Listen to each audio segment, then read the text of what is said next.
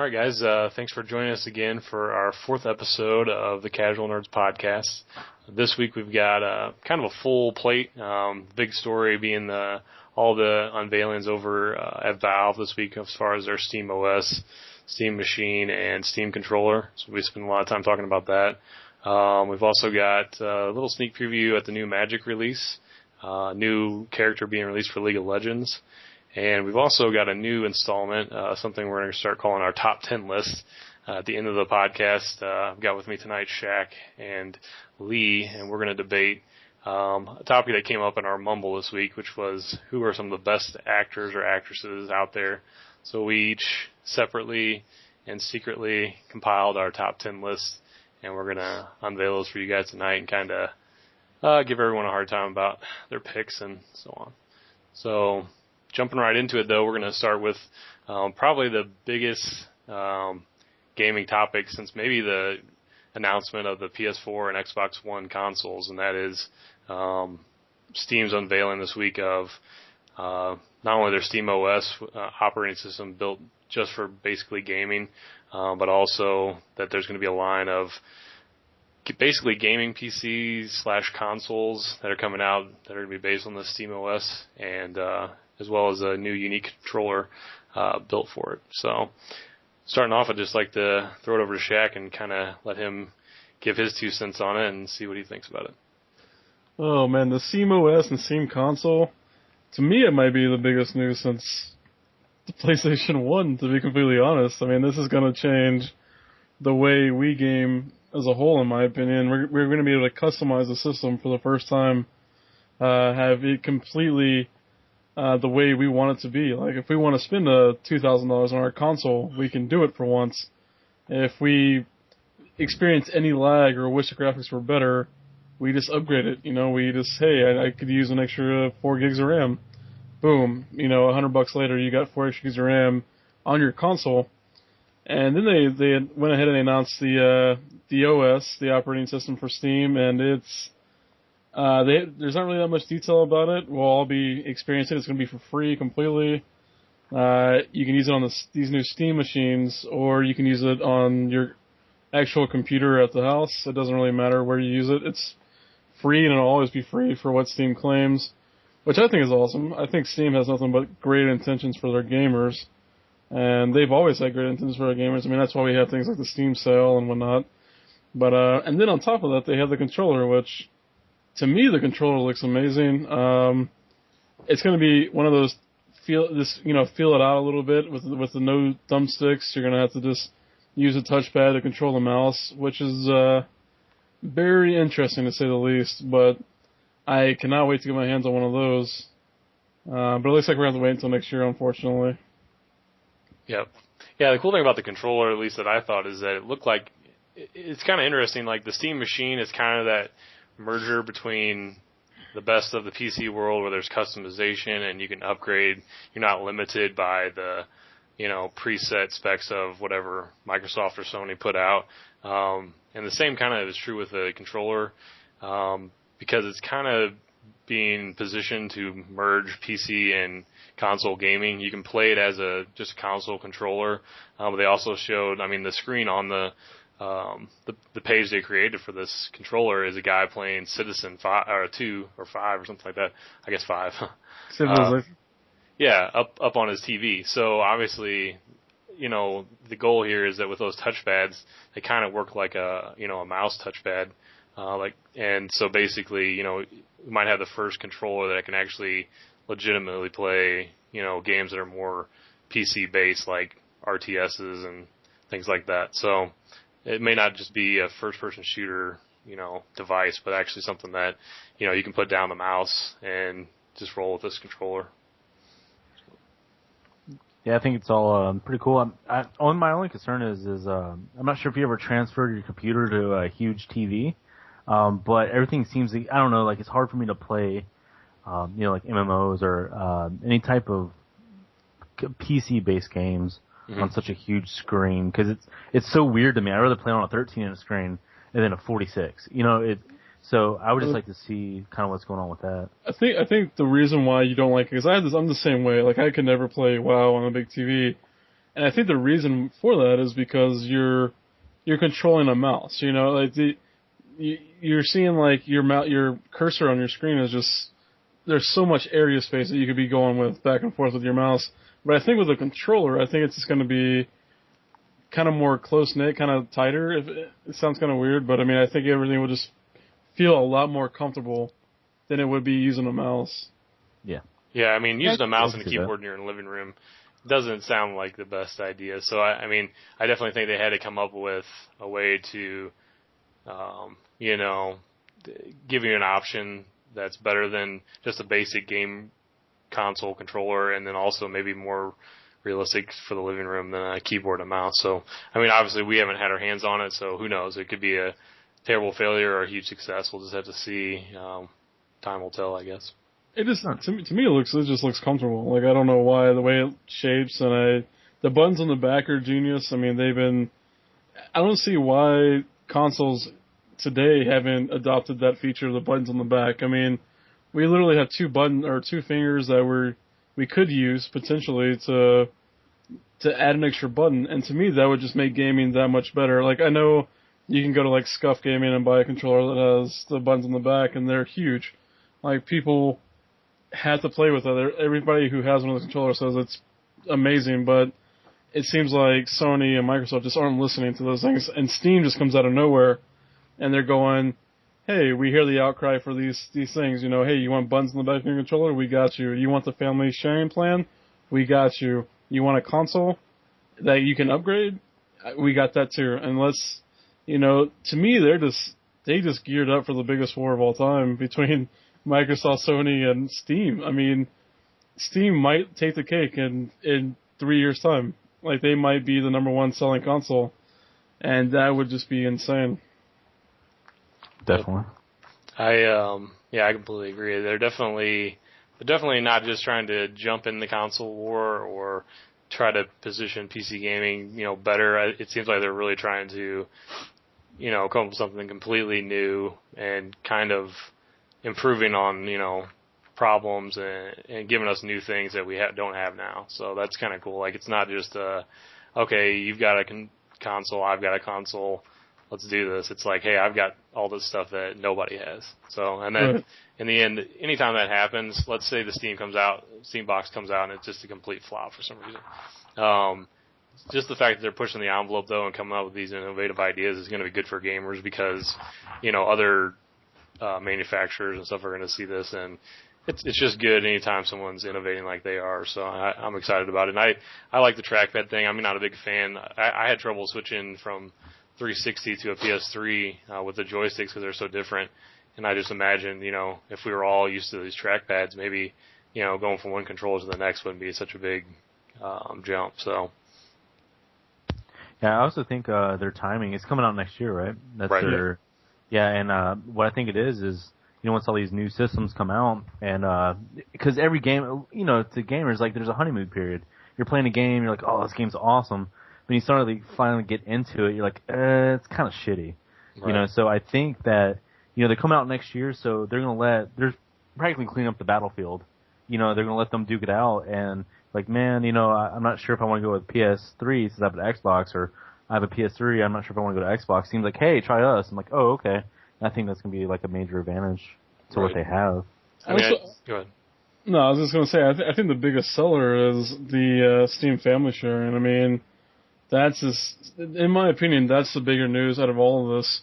And to me, that should have been like one of the bulletin boards, you know, for this week. The Family Sharing plan to me is bigger than the controller, bigger than the Steam box. Right. Bigger than the OS. I mean, you're talking, Microsoft had the ability to see, all the cards were in Microsoft's hands, and they could have snubbed Sony, and Sony wouldn't even be a contender next year if they would have just played the cards right. And I don't know how or why they didn't go with this, but Steam just took it out of their back pocket, and now I think all the cards are in Steam's hands. I mean, they have such an upper hand right here compared to Microsoft and Sony, just for the fact that PC gaming has taken off. Everybody knows that PCs are the highest, you know, quality at this point. The new consoles aren't going to come anywhere near close to these high-end PCs. And if this Steam box goes as planned, I mean, I think developers are going to start looking more towards this and making games way better graphics, because we all know how it works today. Developers aren't making games for PCs, and there's a reason why, because they're not going to make money. There's a reason why we're not seeing GTA on PC today, because if they were to release it only on PC, they wouldn't make anywhere near the money they made. And they had to, even with like, say, Crysis or some of these high-end Final Fantasy 14, there's a reason why they're not the best graphics on computer, because they have to satisfy the people on PS3 and Xbox 360. So if this Steam box takes full steam, I mean, no pun, but if they go full steam ahead with this, it could change the way developers develop games for, like, completely. It would just make them like, hey, let's push these Steam boxes to the maximum capacity, and let's make a game that just looks amazing, like Star Citizen. I mean, and we're going to talk about that later, but they could push that game. I don't think it's going to come to consoles, personally. And since it's not coming to consoles, they're going to push that game to its absolute limits. And this is where the Steam box is going to just be. This is where they're going to shine. Right. Yeah, I think the biggest, hand up they have is the fact that they are Steam. And the thing that's different about Steam than any console ever is that it's an ongoing service where you buy a game, you always own that game, and now apparently you're always going to be able to share that game with your friends and vice versa. And now you couple that with they're going in and competing on a hardware basis with these guys directly as well. I mean, when you really look at it, and you compare what you're getting with, what they're offering on the Steam OS versus, the PlayStation and the Xbox or the Wii. No, none of those other guys are going to be able to say that. In 4 to 8 years, they're going to come out with another console, and if you bought a bunch of games for that console, you're going to have to either buy re-releases of it or buy them on, Xbox Live and download them again. And with Steam, there's none of that. You get, all these legacy games that you've purchased, you just carry them with you on into the future. And retro gaming is a huge thing. I mean, I know we've got tons of followers on Twitter already that are I've been seeing tweeting about it and stuff. That's all they do. So, I mean, the ability to always go back and play your favorite games, I think that's huge. Oh, definitely. And what's an interesting point too is it adds that kind of PC flavor, because say if you want to run a game like Crysis or at high, or even Battlefield 4 without lagging, you have to upgrade regardless. So it's kind of neat because you're still playing on console, but yet you're like, well, this game I know can kick more ass than it is. Let me go ahead and like Shaq said, spend extra $100 on this, or upgrade my graphics card, or just kind of give your own style to it. And I think that's not that I'm anti-console, but I just don't really care for them. This is definitely something neat, cool, and I've been on Steam for a long time, so everything in the cloud is amazing. So. And that's the cool thing about it. Like with this, there's really no limits. I mean, yeah, they're building it so you can play with it in your living room, but there's nothing that says you can't bring the Steam machine in your office or wherever and hook it up to your monitor and play just like you do any other PC gaming. And obviously you can use a keyboard and mouse and everything. So, I mean, literally you could just ignore the whole living room thing. You can leave that out. That's just kind of a marketing thing where they want to be in your living room. But for PC gaming, it's just as impactful. And then I lost my train of thought there. Go ahead, Jack. To me, the Steam box, for gamers only, I'm not saying for everybody who uses their computer on a daily basis, the Steam box is better than a computer. And I'm just going to to me, it blows everything out of the water, including a computer, for this very reason. I can just turn it on. The first thing that comes up is, hey, this is a Steam store. What do you want to do? Oh, I just want to download a game? I'm not going to have a problem with downloading any game like I do with my computer. Any game that I have, and also it'll most likely be set up to where it'll be like, your Steam box can run this game at its full potential. I can do it with my computer. I have to go to a website and everything to figure out if my computer can run it. But it's just going to be so much easier. There's not going to be viruses on my computer from stupid things, no pop-ups. Just none of that bullshit. And it's just going to get straight to the Steam store, buy my game, play it right away, and that'll be it. It'll be the only thing you use it for. And I think this thing, for a gamer, it's going to be the best thing on the market come next year. Yeah, I mean, really, in some of the biggest news in the tech industry is how the decline of the PC, and one of the few things that it's going to always kind of be a niche market for is for gamers, gamers and people that do, high end, like editing or CAD and things like that. They're always going to need an actual PC. They can't do that on a mobile phone or a tablet. But everybody else is dumping the PC and going to, is there anything you can do on a PC that's web related or anything you can do on a phone or a tablet? So it's great to see that. I mean, PCs are maybe just going to evolve to be, more specific to gamers, and that's cool. And like you said about Steam, as far as the way they're treating gamers, the other thing I was going to say is that, I mean, they're already talking about on the Steam controller, it's wide open to hacking. They want people to hack it and change it and upgrade it and do things to it. Same thing for the Steam OS and the Steam machines. And there's no limits on the Steam OS. I mean, you can literally put it on anything you want and go for it. They don't care. And that's going to just lead to even more possibilities that we don't even know of yet. So. It's gonna lead to things like Minecraft. There's some of those games that would never be made unless somebody had a program and they hacked it and made whatever they want to.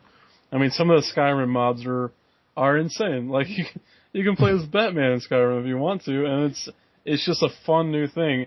It's got infinite possibilities, and I think I think Steambox is literally, I think that's going to be the way we game in the future. I think that's going to be better than the PC, better than any console we're going to have for the next. I don't even think consoles will ever catch up to a Steambox, just because I don't think you can. If you can upgrade your computer, there's going to be a new graphics card before the PlayStation 5 comes out. There's going to be stuff. It's always going to come out a lot quicker for the Steambox than it would be for the future consoles. Yeah, I mean, if this is a success, then, I mean, it flips consoling on its head, and they have to start making customizable consoles, basically. I mean, that's the only way they can compete. And like you just brought up, too, the modding, that's a huge thing. I mean, that's another thing they have that the mainstream consoles don't have, is that you'll have, if you go with a Steam machine instead of a console, you're going to have all these mods out there that are available. So when you buy a game, you're getting way more than just the basic game that you get on, say Xbox or PlayStation. So. Yeah. I mean, look at one of my favorite games, probably one of yours, DayZ. Yep. I mean, Arma 2 on a console would probably suck, and then you can't get DayZ. I mean, I don't know. Right.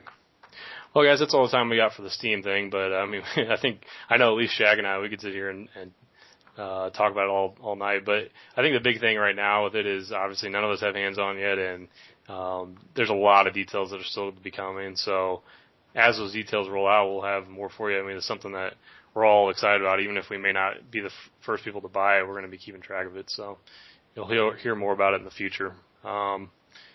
But right now, next topic is going to be GTA 5. Probably the second biggest story going on in gaming right now. Maybe the biggest. Again. This week, Shaq actually finished GTA 5. His review's up on our site if you guys want to check it out. And we're just going to kind of get his take on the whole thing. I'm about 25% in. I just got Trevor for the first time, played the first mission with him.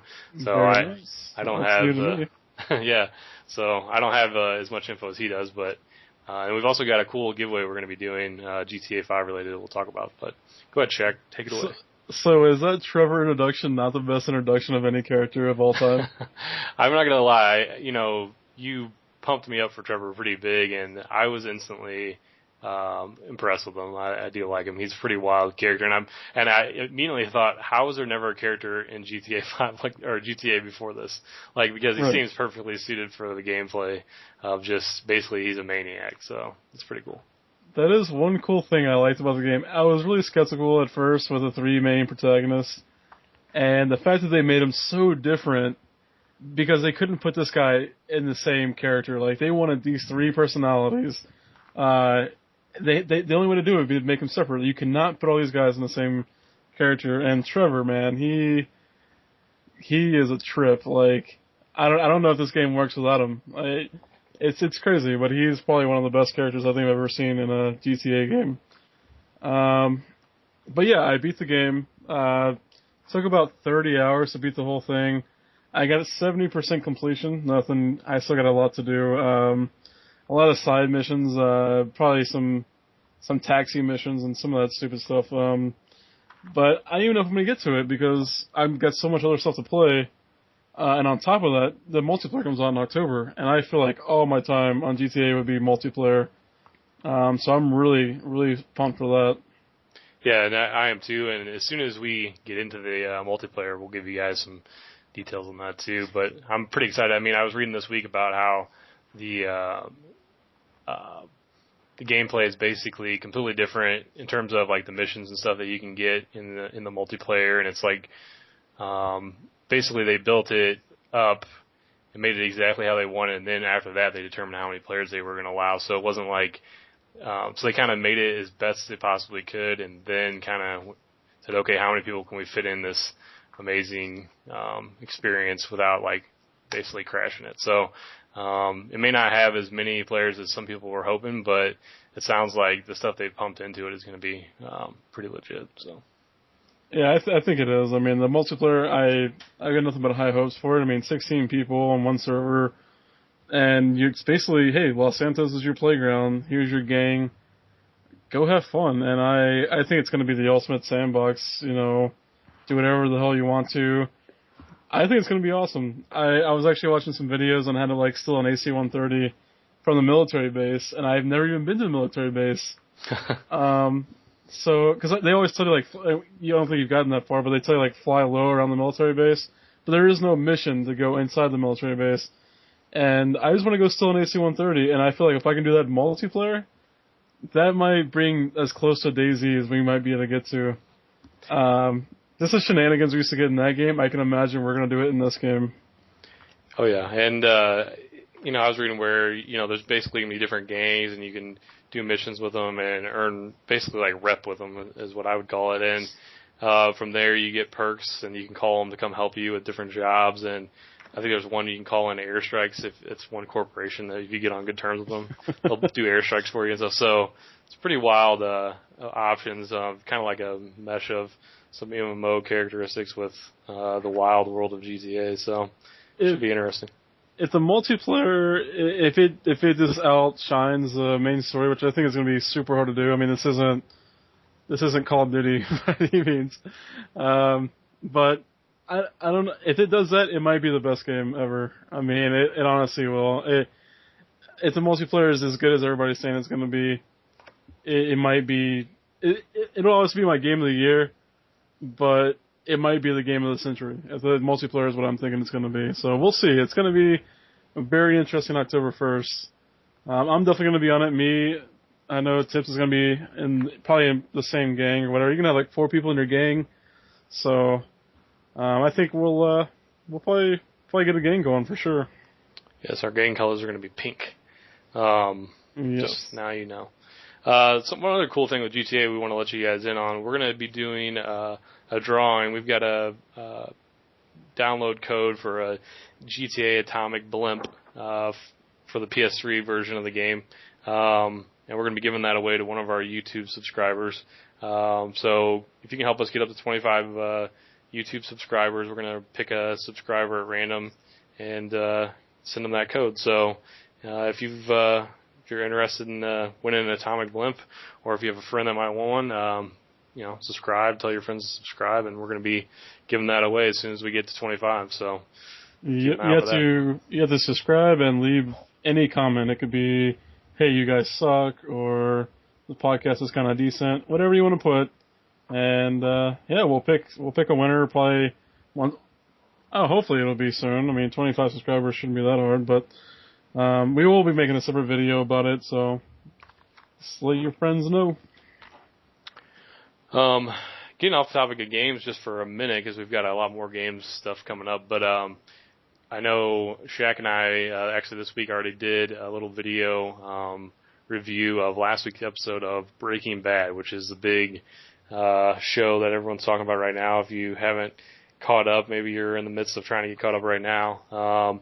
And so we did a little video we call What Do We Just Watch, and we just kind of gave our opinions of that episode and then our predictions for what's to come. And this week, this Sunday, is the season finale, and we'll be doing the same thing. So look for that on Sunday night. We'll have reaction video to what we hope is going to be one of the most amazing show finales ever, because I know he and I are both super jacked for this. So, and this is going to be an ongoing thing. I know I think in 2 weeks, Walking Dead kicks off, and we're going to be doing videos every week for that as well. And I'm sure with Game of Thrones, I know Lee's going to jump in probably on that and help us. He's a huge Game of Thrones fan. In fact, he was making wild analogies earlier today about Steam and Game of Thrones and how it compares to the in the console wars to the wars in Game of Thrones. So we're big TV watchers, and a lot of those big shows we follow. So we'll give you guys some content on that as well. All right, next up. Oh, go ahead. Jack. No, I was going to say, I'm pretty sure Lee compared all PC gamers to Joffrey. And said that they are all just horrible people. So, I mean, you take that as you will. Yeah, if you guys want his home address and phone numbers and stuff, we can just, drop a comment. We'll send that out to you. Yeah, well, I have no heartburn giving his information away. Yeah, if you want to I mean, Joffrey is the best character, right? That's the whole Game of Thrones. So. Dude, he shot a chick with a crossbow. Come on. At least she was naked. I mean, you got finished rubbing it in really weird ways. I'm all for the whole 50 Shades of Grey thing, but that's a little over the top. A little bit. That show's so bad. I don't know how you guys watch it. Is that 50 Shades of Grey or Game of Thrones? Game of Thrones, obviously. I mean, nobody likes that. It's like Breaking Bad. I mean, it's the worst shows of all time. Hey. Lee, okay, so I want to hear some comments from people. Lee will not watch Breaking Bad because he's like, it's just a show about meth. I don't really care. And okay, I'm just gonna let you go on. Go for it. No, I just want to hear this. I want to hear. Give me the reason why. What you said. I said. No, you keep saying, it's just a show about meth, and everybody keeps bothering me to watch it, so I'm not gonna watch it, which makes no sense. So please tell us why. Just attack his character and make fun of his family and stuff in the comments, and tell him how dumb he is for not watching it. This internet troll me. No, I mean I don't know, man. It just doesn't. It's not my type of show, I guess. It just looks boring. Okay, and real quick, he said the exact same thing about Game of Thrones for everybody out there in the world. So okay, that I actually my girlfriend actually had to make me watch it because I don't like Lord of the Rings. Not that I don't like it. I watched the very first one and it literally put me to sleep, so I never really cared for the other one. Oh boy. I don't know. Breaking Bad reminds me of 24. It just has that look to it, and I just don't Whoa! Whoa! You just compared 24 to Breaking Bad? I like it. I'm just saying that it has that look. I'm just like, I watched the pilot. It's not like I haven't given it a chance. Dude, the pilot is horrible. I saw a middle-aged naked man in boxers inside of a trailer, and if I want to do that, I'll just step outside. So it's just like, meh. It's nothing cool about it. It's just another meth dealer. If you want that, you go up to George County where we're from. You can find plenty of them. If you guys are wondering why we're doing this, it's basically the whole reason we do this podcast is just so me and Jack can give Lee shit. So, if you're wondering what's going on, that's what this is. All right, so moving on, though, we'll let Lee shine here a little bit. He's got a segment on the new Magic release. I think, was it Theros? Is that right? Yeah. I'm not a big Magic guy, so he's our Magic expert. So take it away, Lee. I think Shaq's a little bit more qualified than I am. I just, been reading up on it. But of course, everybody knows the new expansion came out today. If you're a nerd like me, you're there at 12 o'clock on Thursday to pick up the box. And cool thing is, you got a promo card. I forget the card's name. I had it right in front of me. I don't know what happened to it. But basically, it's a green card, and you can tap any man you want with it. It's pretty neat. It's hexproof and all that good stuff. So it has an alternative art card if you're one of the first 20 people with participating stores, of course, to buy a box. Really, it's just a lot of God cards. I'll write another full set article once I play with it, see how I like it. I just actually made a new mill deck with it, so definitely going to see how well it goes. I mean, it has a lot of great artifacts, a lot of great enchantments, auras, and of course it's all Spartan themed and Greek mythology and whatnot. It has that Greek mythology-esque to it, so it's actually pretty neat to look at and pretty cool to play with. Yeah, I'm not gonna lie to you, Lee. That whole section, just kind of put me to sleep. It's kind of like Lord of the Rings Episode 1. Just. I mean, you can. Yeah. No, everything he said was obviously correct. I'm gonna go to the release tomorrow. I went to the pre-release last week, and obviously I think you get like maybe 100 cards, so you don't really have like all the inside of all the cards there. I haven't looked at any of the cards on the internet. I know that the whole thing's probably released on the internet, obviously, but I'm gonna wait until tomorrow, buy a box, and then I will probably do a dual article with Lee. To be completely honest, we might do an actual video. Might probably be our first together video, and we'll talk about it.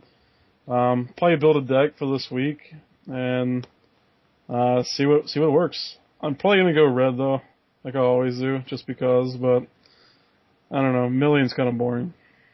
It is. It's my first attempt at it, but we'll see how it works out. For sure, but yeah, I mean, Magic.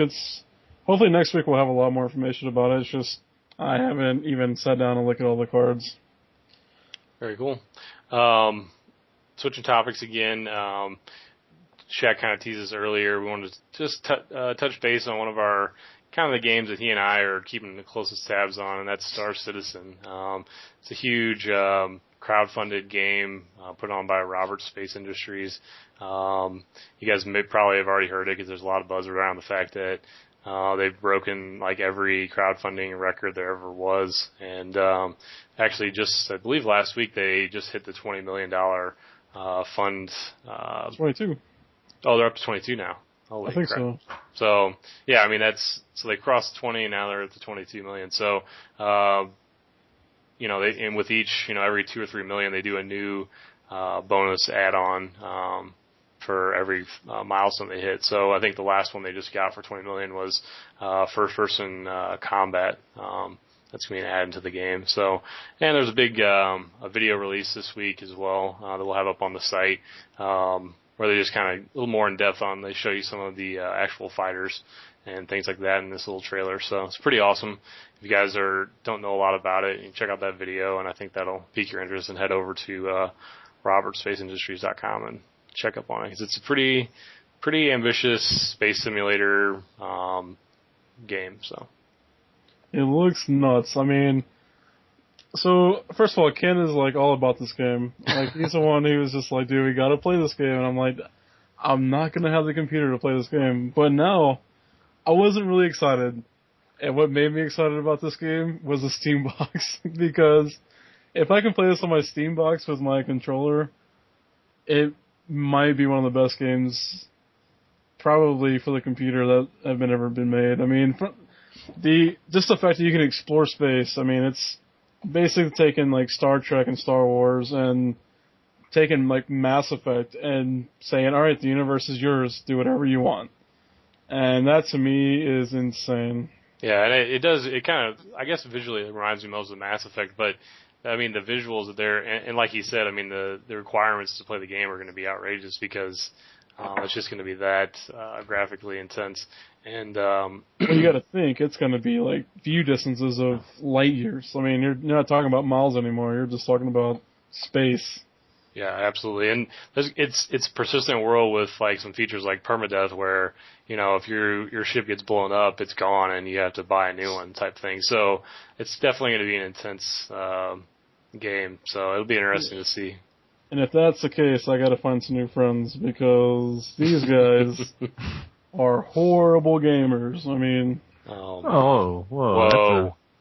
I know, it's like a big middle finger to us. I mean, a little bit. I'm going to go ahead and put this out here for the world to know. No, how are we horrible? Oh, man. See, I have lower back pains, and that's because I carried these two guys through World of Warcraft for 7, raids straight. And it's just, I just can't do it anymore. So yeah, this is what we deal with. Okay, so I haven't played WoW in a year and a half, nor do I remember you carrying me. I mean, I think our buddy Troll Skull carried us through most of it. So Troll Skull and Priest Fodder. Let's go ahead and get this out. So we have these. We were looking for somebody to do one of these raids with us. If obviously you don't know what WoW is, or a raid. It's in WoW, and you can get your group of friends, like 10 people together, and you can kill bosses. And we had 9 people. So we were just like, one more person, we can get anybody. And this guy we get, his name is Troll Skull. And the first thing he's like is, hey guys, you mind if I record you guys so I can put y'all up on YouTube? And I'm just like, whatever, this guy's gotta be kinda decent because he's recording for YouTube. And if anybody who plays WoW, this guy was our tank. So he's the guy who's taking most of the damage the whole time. The guy has healing gears. He had like Rain Song for a trinket, which I don't know. Lee, you're better. Well, I was main tanking, and I still had to pick up his slack, and because I remember that, because he would die in like 2 hits, like they would literally hit him and he'd drop, and the whole time I think he was just babbling, wasn't he? Like talking about how like this is an awesome raid, but he was dead. So like, well, I was like, all right, man. He also kept saying, he's like, why am I dying so quick? And it was just one of those things like, because you're not wearing the right gear. And he was a DK. It wasn't like Rain Song was something like maybe a druid tank may have accidentally had his healing gear on. It was like, this DK is never going to be using this item ever. And it's just like an inside joke that us three have, whenever something just goes completely horrible.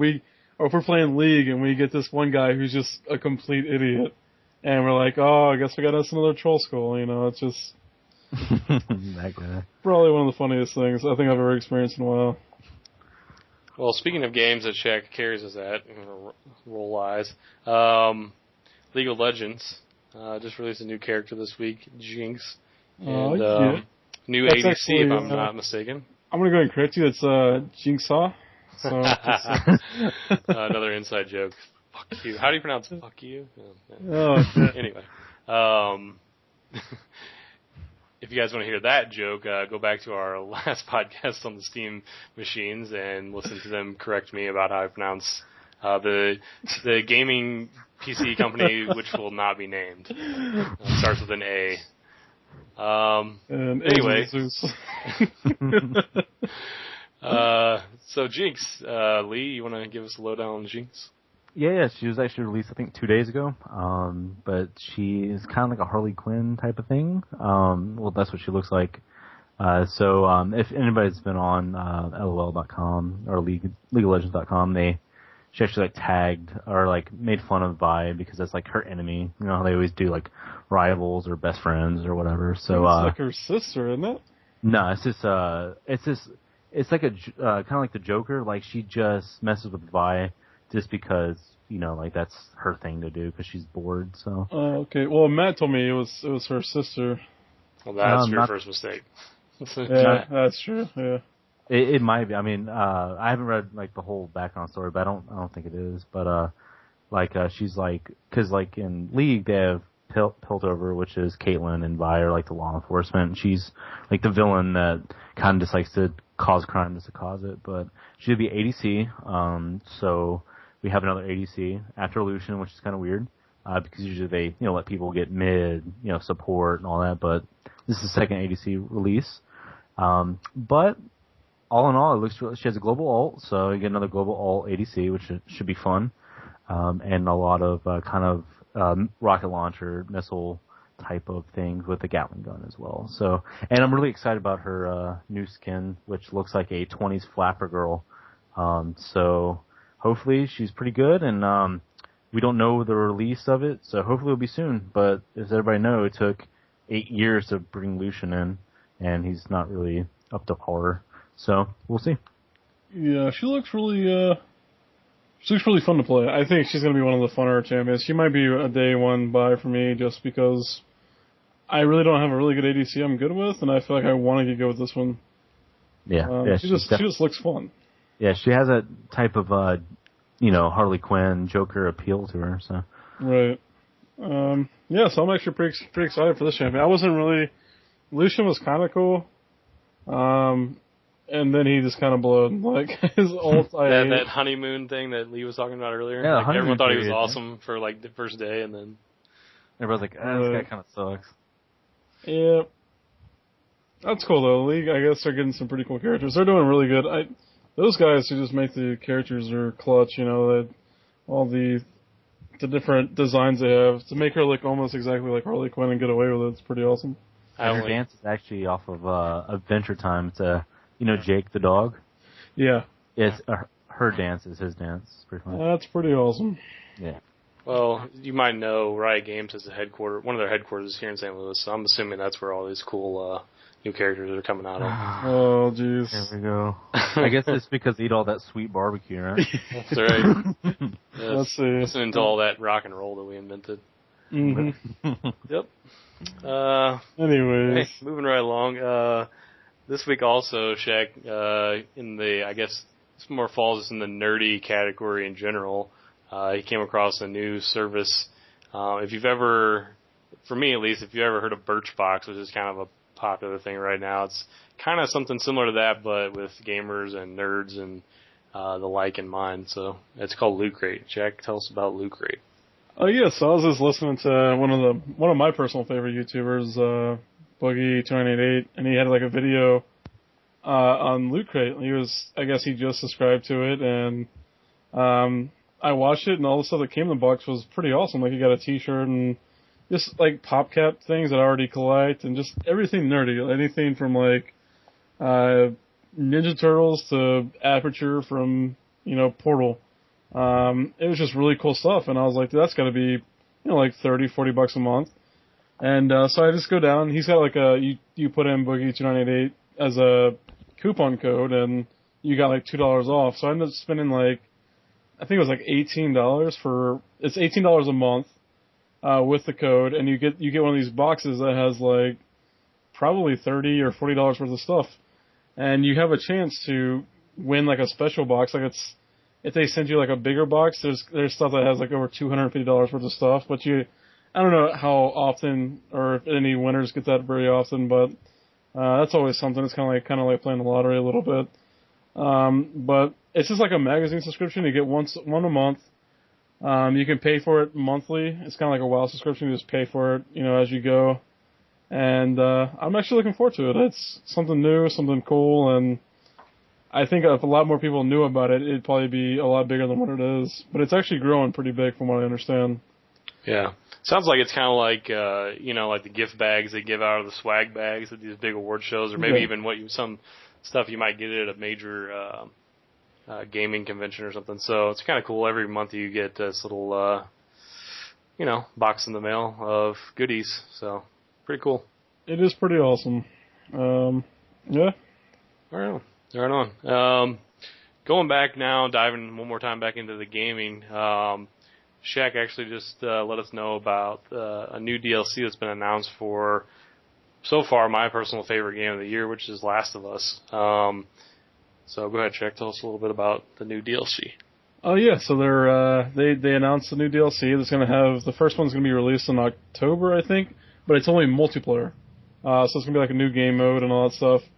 Come late December, early January, they're going to release the first actual story, not continuation, but a story portion of the game. And right now, all they said is it's going to have a new character, and they have not said anything about the main protagonist from the original game, Ellie and Joel. I honestly don't even want DLC for this game, to be completely honest. I feel like any DLC would just, take away from the game. But I don't know. It could be completely different from your opinion on it. Yeah, I mean, because the ending is so important, it's one of those games that it is a little weird to think of being an addition to the story. So, I mean, for me, I don't see there being any way they could bring back in the story of Joel and Ellie, and I'd be happy about it. Like, if they want to take a completely different viewpoint of the Last of Us world and everything that's going on in it, I can get behind that, I guess.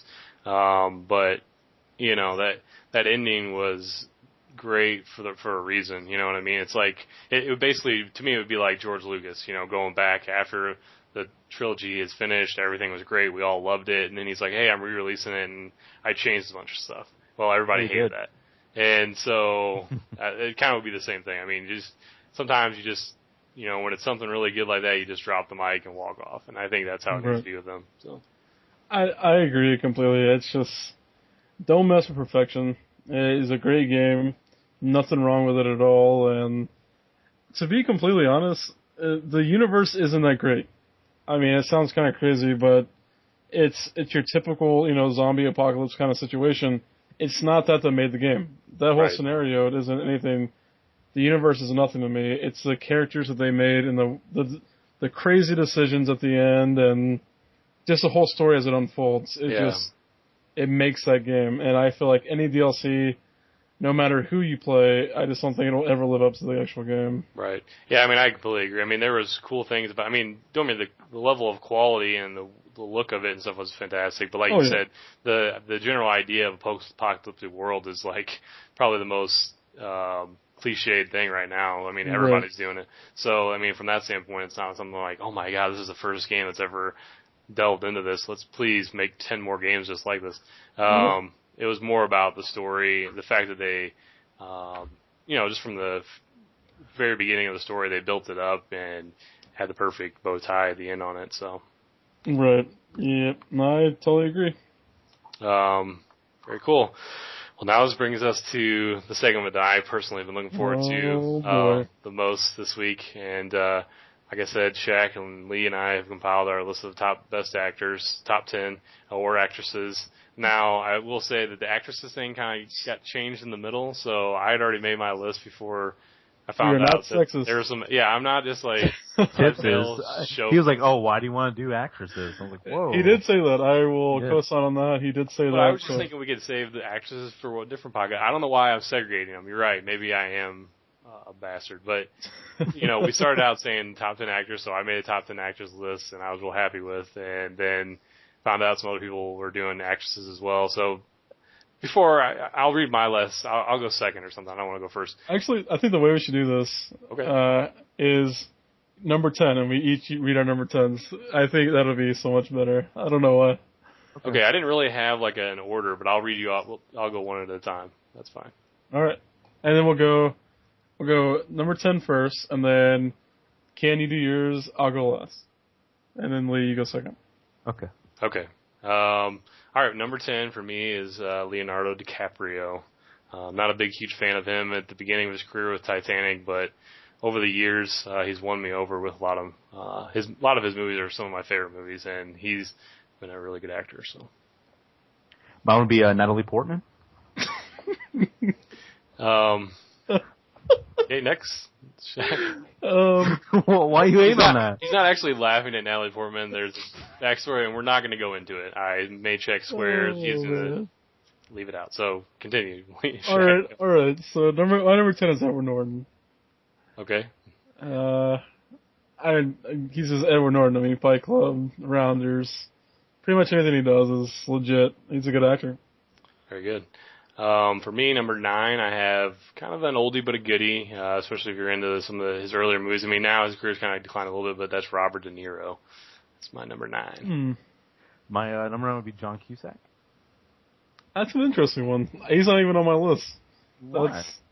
Cusack. Yeah, I love some John Cusack, man. Like, I don't know, like Hot Tub was one of my favorite. Hot Tub Time Machine? That was a good movie. Is that what you're talking about?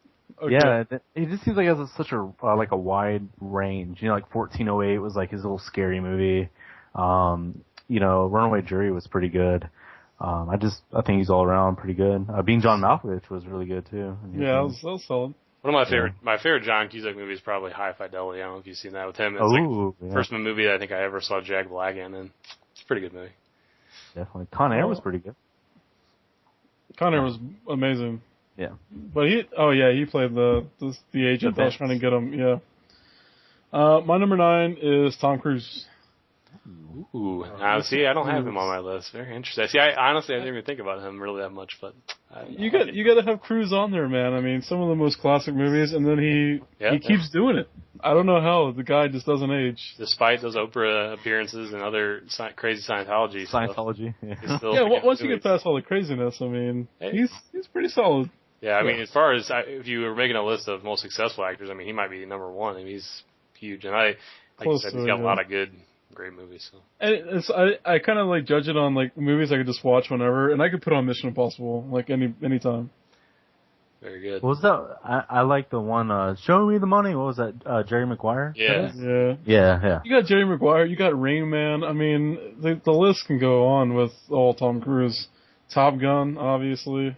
What's is it Born on 4th of July? That's one of Born my on favorite. 4th of July, yeah, that's a good one. That's one that Oliver Stone wrote, Yeah. didn't he? I'm a big Oliver Stone fan. That was a good movie. He does great in that movie. So. Very solid. Even some of his worst movies are pretty good. I mean, yeah, even like the latest Mission Impossible, I actually kind of liked. So. Yeah, if you get past Vanilla Sky, you'll be all right. His very first movie, Legend, was really good, directed by Riley Scott. Yeah, that was pretty good too. Yeah, I mean, he wasn't that good. Tim Curry made that whole movie for me. So. Yep. Very good. My number 8 might be a surprise to you guys. Staying in the old school category, number 8, Robert Duvall. Ooh. Anybody?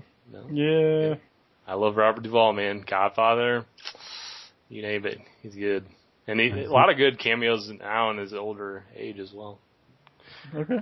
Very good. Mine would be Jake Gyllenhaal. You know what's funny? What you hate? No, you know what's funny is actually Zodiac? Come on. Shaq and I had a conversation about Jake Gyllenhaal, didn't we? Was it me and you, Shaq, talked yep. about him? Yeah, yep. We just talked about him. I don't think I've seen a bad Jake Gyllenhaal movie. Yeah, he just said that today, I believe. That's funny. I just haven't watched that many of them. Right.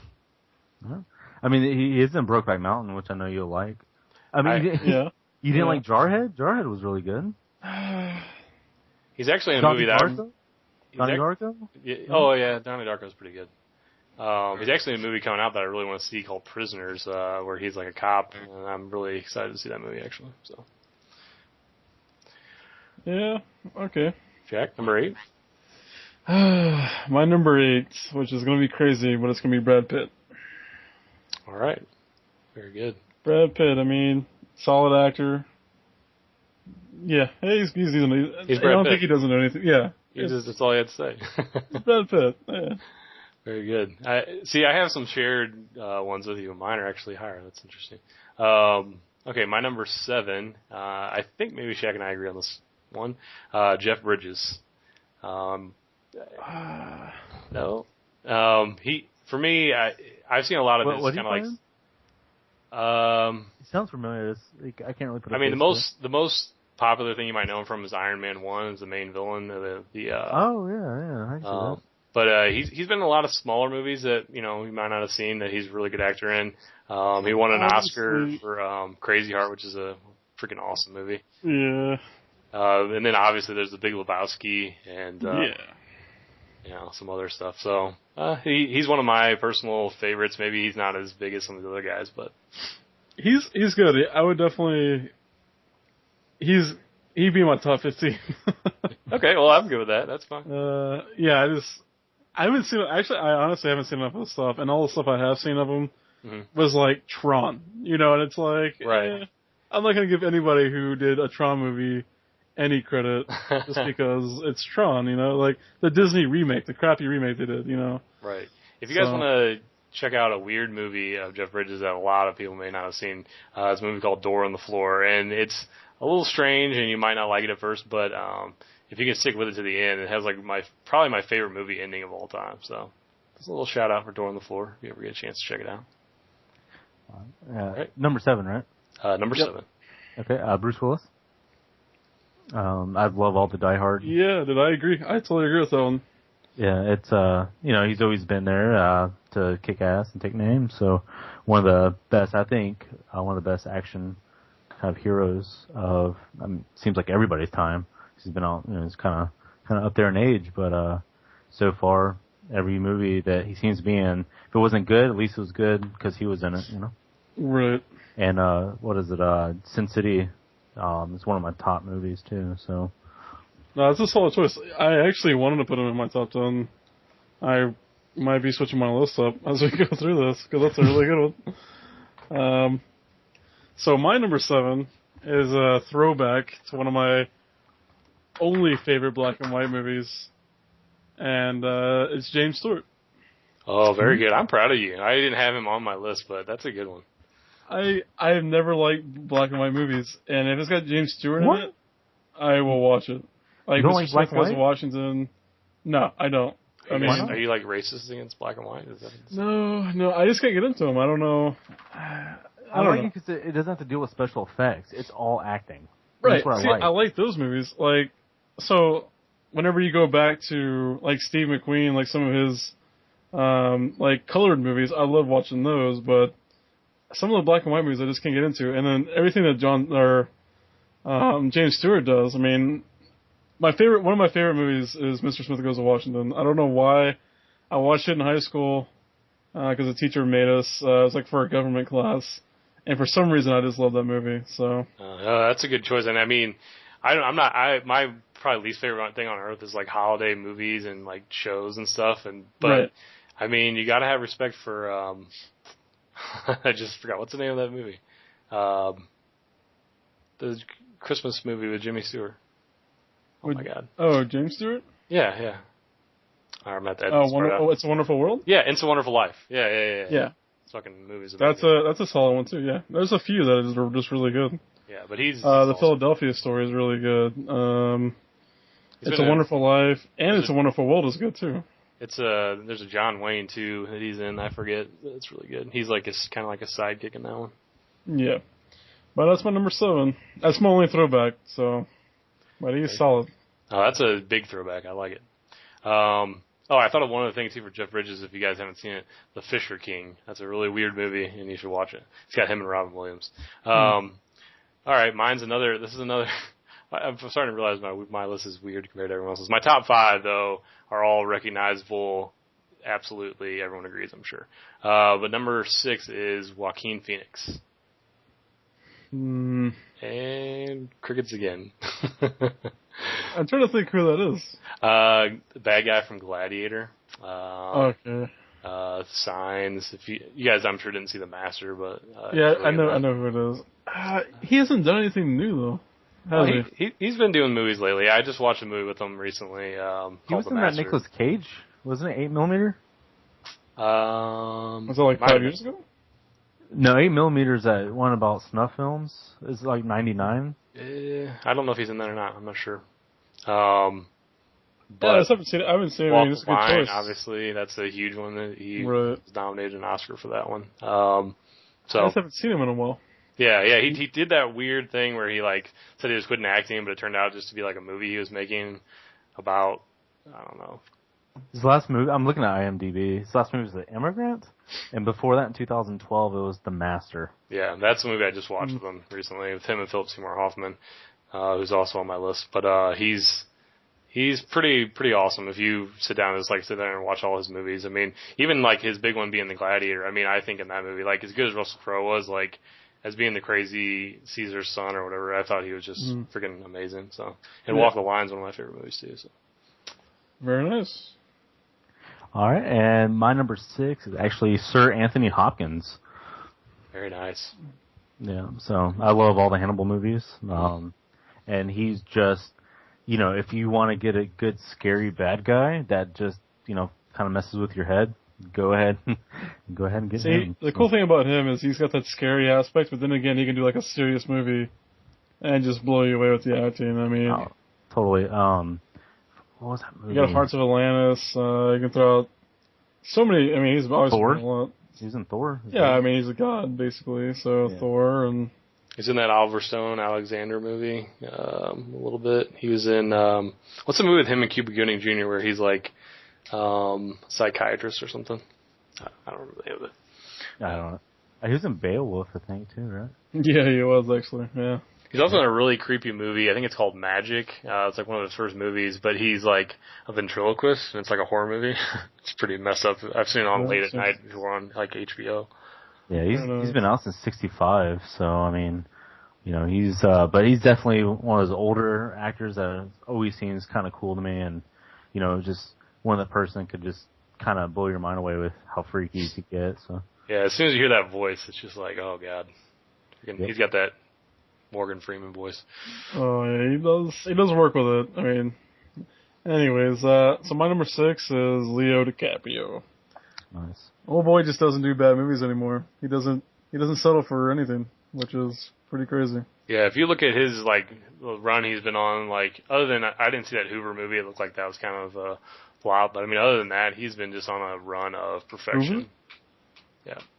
What was Hoover? J. Edgar Hoover. It might be called J. Edgar. I don't know what it's called. But, okay. Or he plays J. Edgar Hoover.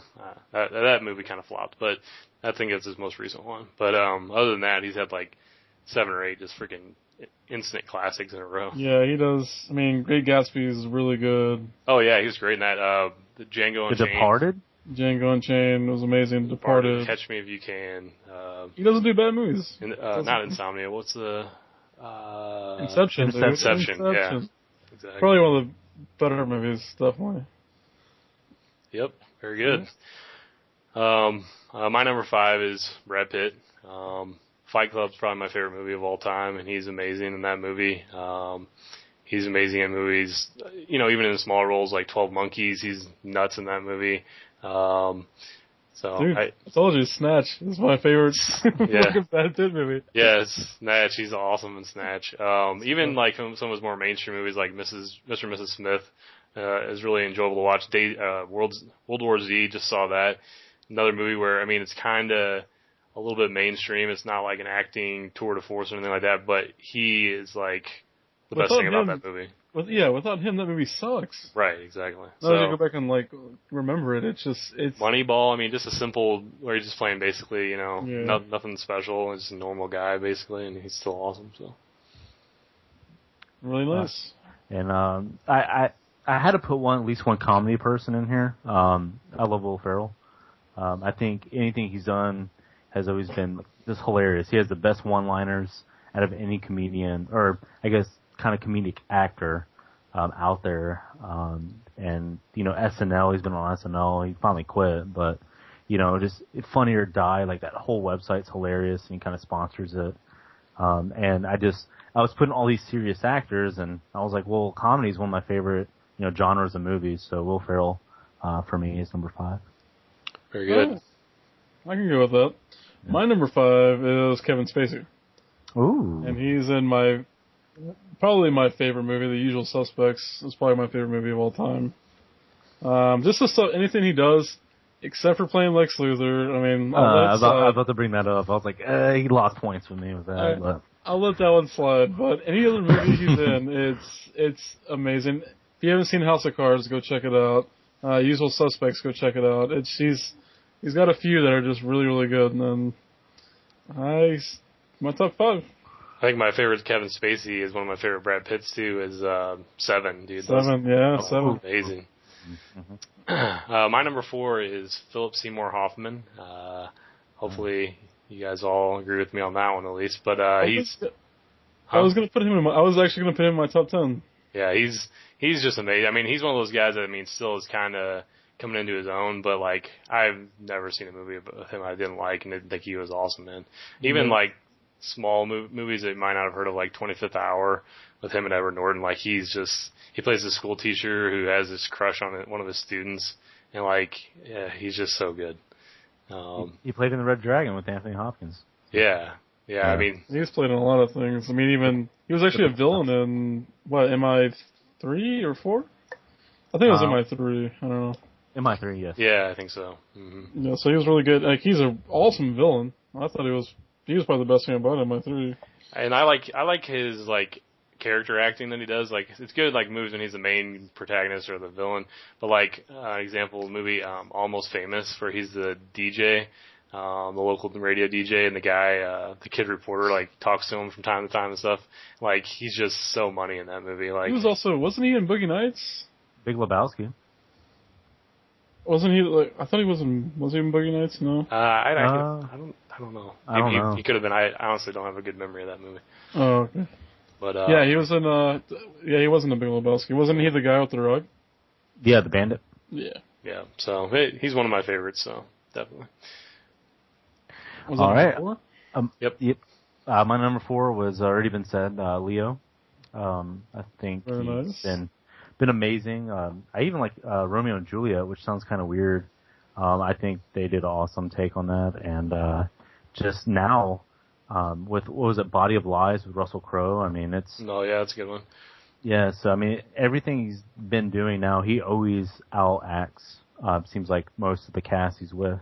Yeah. So I enjoy that. All right, here's the one I think you guys have on y'all's list because y'all won't shut the hell up about him. But my number 4 is Daniel Day-Lewis. That's I'll get back to that name here soon. I figured I was going to get it out there. We'll talk about it whenever y'all bring him up. Well, that's the thing. I'm just Surprise! I mean, I probably screwed up on that, but he's my number one snub. I did not put Daniel Day-Lewis because the problem is that the only movie that I know he's a fantastic actor, but the only movie I've watched of his that I even liked at all was There Will Be Blood. And so it's not his fault, but I hated Gangs of New York.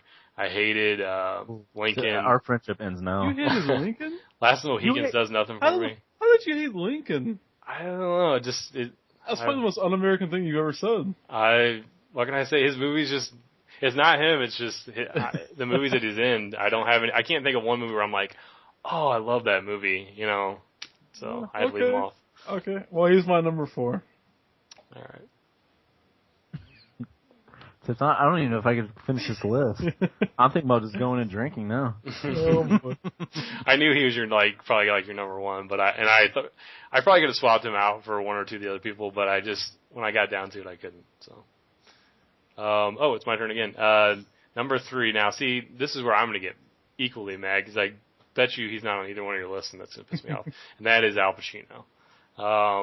I think from an acting standpoint, you can make an argument he's number 1. I have a reason why I picked number 1 over him and number 2, but I mean, the only knock on him is that in his older age he slipped, and other than a couple of HBO shows that he's done and stuff, for the most part his acting has been kind of suspect in some of his choices. But when you go back and look at not only The Godfather, but all of those movies that he did in the 70s and the early 80s, Dog Day Afternoon and Serpico and Injustice for All, another movie I love.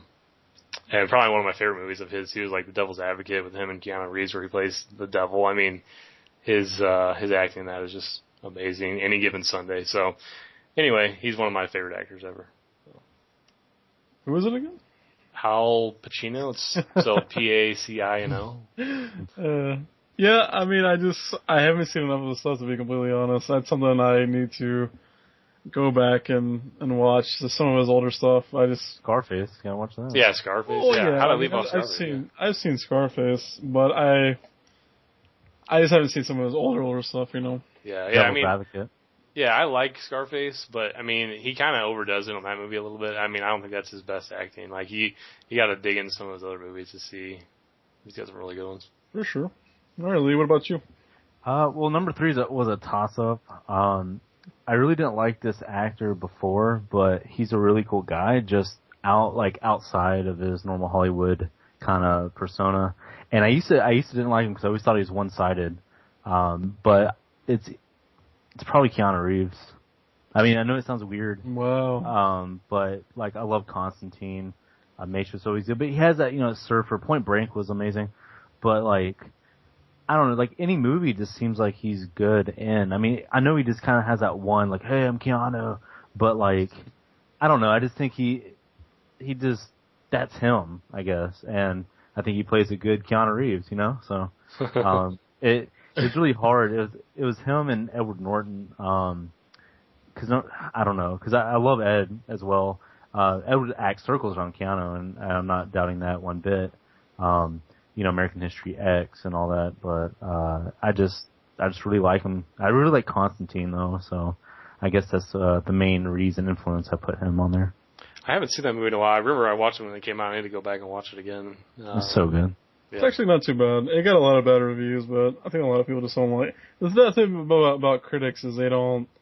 Yeah, it doesn't interest them. They're not into it. He is one of those guys that like you said, he may not be he's no Daniel Day-Lewis, but he probably gets a little more heat than he deserves just because people like to make fun of that surfer dude, what is it, California Excellent Adventures or whatever, Bill and Ted's Excellent Adventures. They like to just tie that to him and constantly make fun of him, so it's probably not completely fair. I mean, he's just if you ever read articles about him, he's a really cool guy. He does a lot of charities. He does a lot of stuff outside of the movie industry. He's one of these guys that uses his fame to do good things with it, not to be douchey with it. Yeah, he's not like the Batman, Christian Bale, where he just yells at people in the lights. So, I mean, he's just ruled down. He takes care of his sister's family, dresses in normal clothes. You never hear conspiracies about him or, him driving drunk. He's just a cool guy to me. So he's got that. I don't know if you've seen the trailer to it, but it's 37 Ronin or something like that. If you haven't seen the trailer of that, after this Well, after we're done with this podcast, definitely check it out. But my number 3, which it might be a surprise, but this guy can play a villain like there's no tomorrow. And Christopher Waltz is my number 3. Very nice. I had him on my list at one point. I had to take him off, but I wanted to take him. He is. When I saw him in Inglourious Basterds, when he has to play the Nazi, it was amazing. It was amazing. And then you throw in Django, the acting in there is superb, and the dude does work. I mean, oh yeah, he's good. I like him, and the fact that he's completely different off screen, like it wouldn't be that crazy, but he literally is a completely different man. You know when you say Keanu, like Keanu's Keanu, but this guy he's wearing glasses and he's like a normal human being. But when he plays like the Nazi in Inglourious Basterds, you're just like, holy shit! Like that guy, like evil. Yeah, he wants to kill those people, and it's the same thing with Django. Like he's got one mission and he plays it great. I think he's one of the better actors of today. Yeah, I agree. And the only reason I think I left him off is just because I thought, maybe he doesn't count because he hasn't done enough movies that everybody's seen. But man, it just in those movies he has done, he's just been a scene stealer. I mean, that's the biggest thing. Like. For me, it's just like that movie Django was supposed to be all about, what's his name? Ray Charles Boyd guy, Jamie Foxx. Like he's the main character, but like the only thing I took away from that movie and always remember is Waltz. He's just it's that memorable. So yeah, I mean that's it. Truthfully, I mean that's another one of those Brad Pitt movies. But Inglourious Basterds, that's one thing I take away from it is the scene where you had the Jews underneath the floorboard. And he's like, I can smell them, or something like that. And he's like, I know where they're hiding. And right when he does that, like, I just got chills. I was like, oh, shit. Oh, so intense. Like, that, I mean, and he just builds it up, like, his manner. Because he's drinking, like, the cup of coffee or whatever, like the milk or something. Yep. And he's just looking around, asking questions, And you're like, oh, this is going to go over. They're going to get away. And, yeah. He seems like he's got this kind of... messing with them. Yeah, it's kind of this, like, kind of mellow personality. Like, oh, this guy isn't... he's not that bad. I'm sure everything's going to be all right. And then on a dime, changes his whole persona. And I love it. I think he's a great actor. Yep. Yeah, definitely. It's a good one. For me, I guess now we're going to number 2. My number 2 is Edward Norton. Ooh, wow, that's high. Yeah, I think he's that good. I mean, it's not just the fact that he's in, like, or every movie that he's in is, like, one of my favorite movies, but, I mean, I just think he can do anything. I mean, like you said, American History X, or he can be like the scumbag in Rounders, or he can be the delusional guy in Fight Club. If you've ever seen like The Score, he plays basically as like a guy who's like mentally retarded. I don't know what exactly his problem is, but he makes Dustin Hoffman and Rain Man look stupid. That's how good it is. So it's just like. I mean, he can do anything. So, I mean, that's it. He's my number 2. I like it. Yeah. Mine would be Brad Pitt. Of course, he was said already. So, yeah. It seems the only bad movie to me Brad Pitt's been in was Cool. Is Cool World? Sorry about that. Sorry. My dog went crazy, but it was Cool World, and so I mean, Fight Club. I can't even. I mean, Troy was bad, but he was still good. Mm-hmm. It just seems like any movie. Troy has one of the best opening scenes of any Gladiator movie ever. Yeah. I mean, when he wakes up, he's like, I gotta go to war, or, I gotta go kill somebody. And then that jumping off the shield and one stab in the neck and it's game over. It's pretty sick. Yeah. So, I think that'd be my number 2. Yeah, and just, I mean, Shaq just hit on it, Inglourious Basterds. We've talked about Brad Pitt twice, and I totally forgot about that movie. I mean, he's hilarious. He does phenomenal. He does a phenomenal job. It's crazy. And he's like, I want my, 50 Nazi scouts, and I want them, it's just like... I want my scouts, and I'll have my scouts. He does such a good job. He's like, and then he tells Christopher Waltz what he's going to do to him, or he, put that scar on him. He's like, they'll hang you for this. And he's like, nah, they'll just ball me out. That's alright, I've been balled out before. Whatever. He plays it like just so, he's probably like a modern day like Cool Hand Luke or something. Little interesting fact, he's actually from Missouri. Oh boy. No, he is. And, yes, he is. No, And he actually, that's like the accent that he has. It was Apache Joe, right? That was his actor name in that movie. The town and place, the region in Missouri where they're from, they talk like that. So that's his real voice, like his real accent voice. Oh, nice. So that's why he had such, like, that's why it looked natural for him, because he was talking in his natural voice. So. Wow, that's crazy. First rule of fighting, did I know that? First rule of fighting in a basement is you don't fight in a fucking basement. And I think the best cry on a movie was him in Seven. So. Oh yeah, dude. What's in the box? The whole time. Yeah, anyway, it's so realistic. It's just. Yeah. All right. Yeah, I don't know. He's at the bottom of my list, but I like some of these older guys for some reason. Which brings me to my number 2, which I don't think y'all are gonna like very much, but it's Michael Caine. I thought about. I mean, I had him. I thought about it. I think he's one of the best supporting actors of all time, and that to me, Michael Caine. Michael Caine. I mean, he doesn't really have any main roles in any movie, but everyone. In The Dark Knight Rises. Good God, when he's like, I can't lose you, I was like, I might start crying. The dude just makes me, he's just really, he's in Inception, he's a great supporting actor. The Dark Knight, the whole Batman trilogy, he's great. Children of Men, The Prestige, he's just so good in all these movies, and I just don't think he gets enough credit, to be completely honest. No, he doesn't. I agree. Like in The Dark Knight, I mean, that trilogy, I mean, he just stole it. I mean, Christian Bale's a pretty solid actor in his own world, and obviously we all know about Heath Ledger and what he did in that movie, but, I mean, that scene when they're down in Batman's, like, secondary underworld cave, and they're talking about Joker the first time, and he just talks about how some men just want to watch the world burn. I mean, that's probably one of my favorite lines in any movie, so. That's probably the best line in any movie ever. Yep. So. And then you throw in, he can play almost anything. I mean, he played in Austin Powers, and I thought he was hilarious. Yeah, exactly. So the guy can do pretty much whatever. And like I said, he's not the best lead actor because I haven't really seen anything where he's leading, but probably the best supporting actor you'll ever see. Definitely, yeah. Children of Men is one of my favorite movies, and he's awesome in that. Very good. Well, that brings us to big number 1. Dun, da, da, da. I have a feeling Shaq and I, our number 1s share, since I haven't heard him mention this person yet. Yeah. And some people might quibble with it a little bit, but I mean, I think it's gotten to the point now with his body of work that no one can really diss him. I mean, you might not have him as your number 1, but that's Tom Hanks. I mean, it's kind of weird to say because he's just, sometimes you look at him and you just think he's just your everyman, average guy in Hollywood, but for me, I mean, so many movies that have just blown me away. So, I mean, it's hard for me to even say which one's my favorite. But there's probably five out of my whole top 10 movies, 5 of them have Tom Hanks in them. Yep.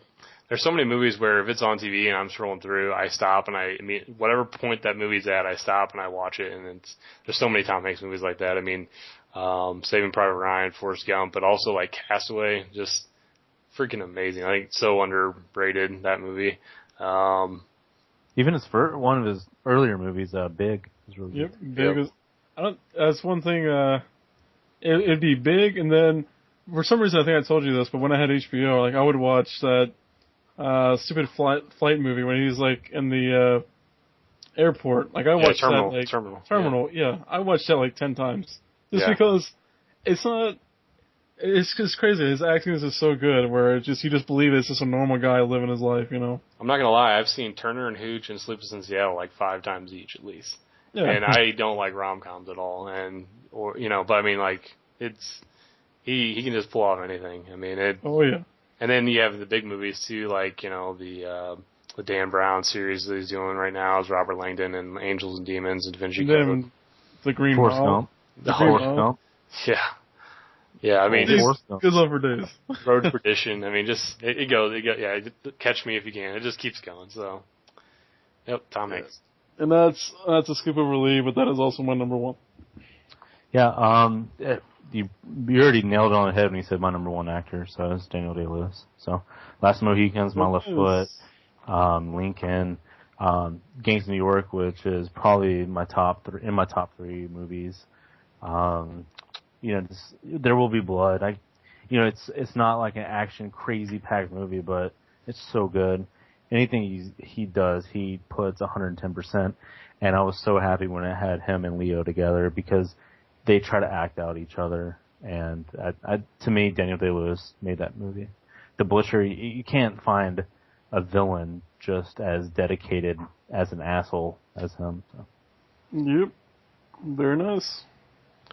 Well, guys, that's our top 10 list. Thanks for listening if you hung out this whole time. And feel free to post yours. We'd love to hear from you guys what you think. And we're going to be doing this kind of a countdown, maybe not every week, but probably pretty often. It actually just is a discussion of the kind of things we talk about, every week. It might be the best game. It might be our favorite movie. It's going to be a million different topics. But, we'll put them on here, and we'll always ask for you guys' input as well. So, well, that's going to wrap it up for this our fourth episode, wrapping up a month of podcasts. Hopefully you guys are listening. Tell your friends, and we want to continue doing this. And as long as we've got people checking it out, we're going to do it. So thanks for listening, and we'll see you next week. Later. Bye-bye.